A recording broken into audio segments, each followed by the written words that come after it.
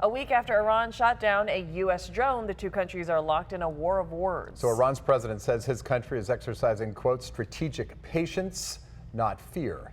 They had become frustrated and confused. They did not know what to do. They do strange things that no sane person in the history of world politics has done, or at least I don't remember. This is because of their total confusion. They have become mentally disabled. The White House is suffering from mental disability. Well, President Trump didn't like that and responded saying, in part, Iran leadership doesn't understand the words nice or compassion. They never have. Any attack by Iran on anything American will be met with great and overwhelming force. In some areas, overwhelming will mean obliteration.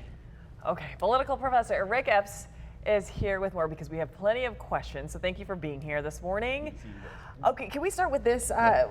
What led to the current crisis? Can we call it a crisis?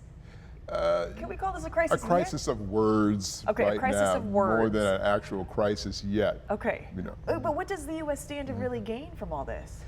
You know, that's a very interesting question.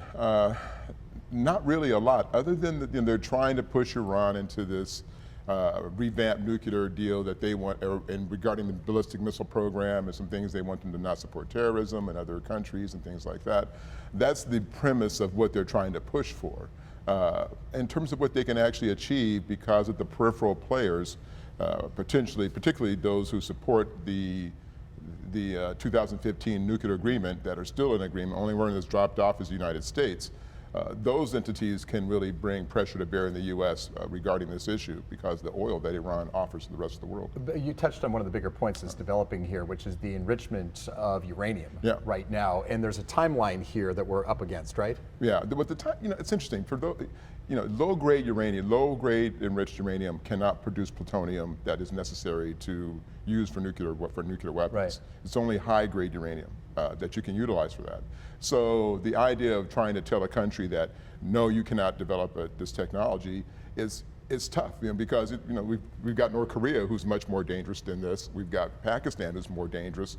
Iran is not that type of country, and I think people don't understand the context of how Iran is run, even though it's an Islamic state, that it really is not. It's a business state. It's not controlled by people who have some sort of goal to martyr themselves. It's not a martyr state. And you mentioned business. I mean, Donald Trump early on said that he was not against. He was very much against what George W. Bush did with Iraq in the Middle East. Yeah. So it was a waste of U.S. money. Exactly. And then you have now their neighbor, Iran, and President Trump asked, what about war with Iran? And he basically kind of backed off saying, quote, I'm not talking boots on the ground. I'm just saying if something would happen, it wouldn't last very long. No, well, this is like a statement of, like your mama, it's really an interesting play of words, but it's all words right now.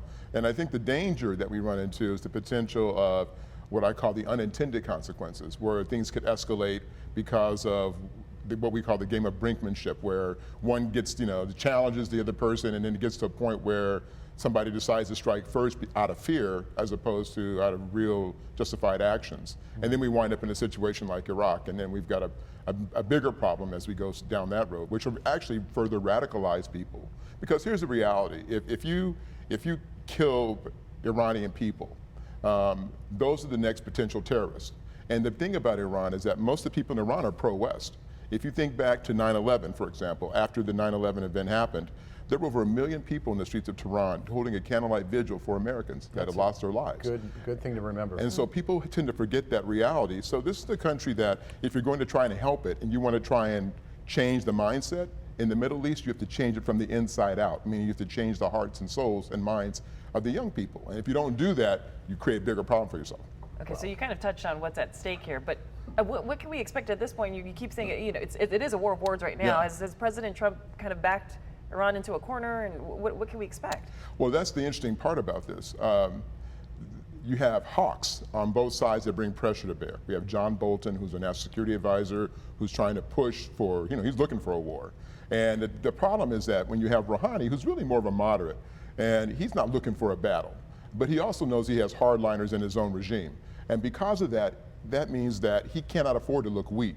Looking weak in the Middle East will cost you your life or your regime.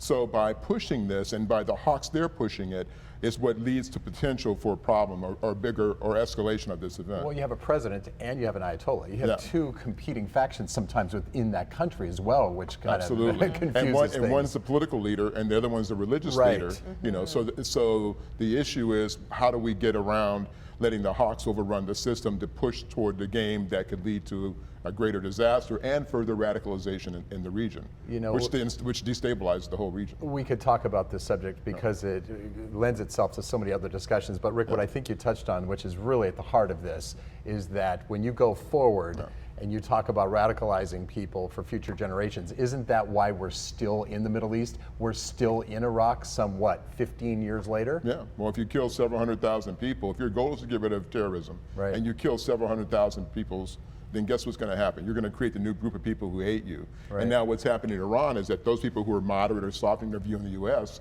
because of our imposition of sanctions Could change further all that. radicalizes them Right. again to be anti-West, which then escalates the potential for war or crisis. To be continued for sure. Ric Epps, Okay. thank you so much. Appreciate it. Thank you. Thank you. Good to see you. You too.